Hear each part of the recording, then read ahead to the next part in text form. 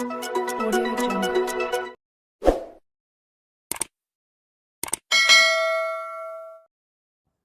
Terima kasih kerana sudah menonton channel saya Bantuan-Bantuan Kerajaan.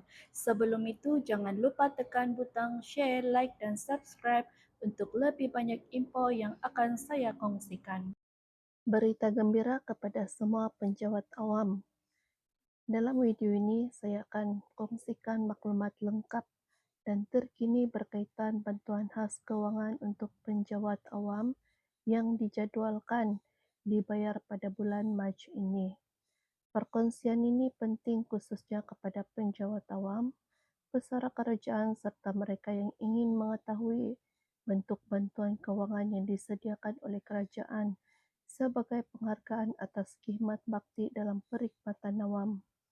Kerajaan melalui pengumuman belanjawan telah memperkenalkan bantuan khas kewangan atau ringkasnya BKK sebagai satu bantuan tunai sekali bayar. Objektif utama bantuan ini adalah meringankan beban kos sara hidup rakyat membantu persediaan kewangan menjelang musim perayaan. Dia juga memberi penghargaan kepada penjawat awam dan pesara atas sumbangan mereka kepada negara, dan bantuan ini telah menjadi amalan tahunan dan sering dinantikan oleh penjawat awam.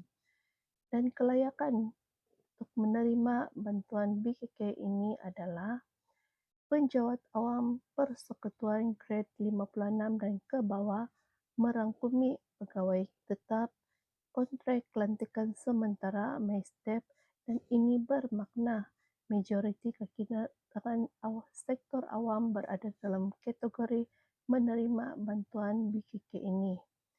Pesara kerajaan veteran selain penjawat awam yang masih berkhidmat, bantuan ini turut melibatkan pesara kerajaan berpencen, pesara tidak berpencen, veteran ATM, penerima pencen terbitan. Golongan ini akan menerima bantuan khas dalam jumlah berbeza sebagai tanda penghargaan atas jasa dan pengorbanan mereka. Berikut adalah jumlah bantuan yang akan diberikan kepada setiap penjawat awam. RM500 akan diberikan kepada penjawat awam grade 56 dan ke bawah, dan untuk pesara juga akan menerima RM250.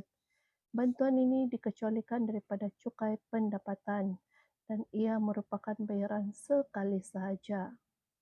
Dari segi pelaksanaan, bayaran dijangka dibuat pada awal bulan Mac ini sebelum Hari Raya Aidilfitri.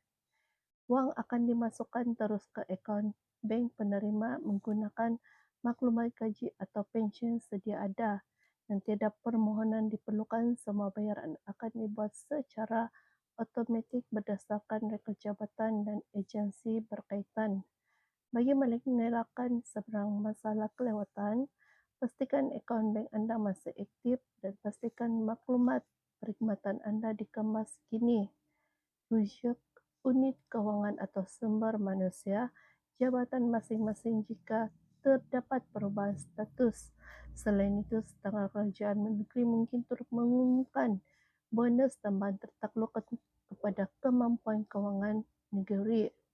Secara ringkasnya, bantuan kewangan ini memberi manfaat langsung kepada jutawan penjawat awam dan pesara, dan ia mencerminkan keprihatinan kerajaan terhadap kebajikan kaki tangan awam. Diharapkan bantuan ini dapat dimanfaatkan sebaiknya untuk keperluan asas dan perancangan kewangan.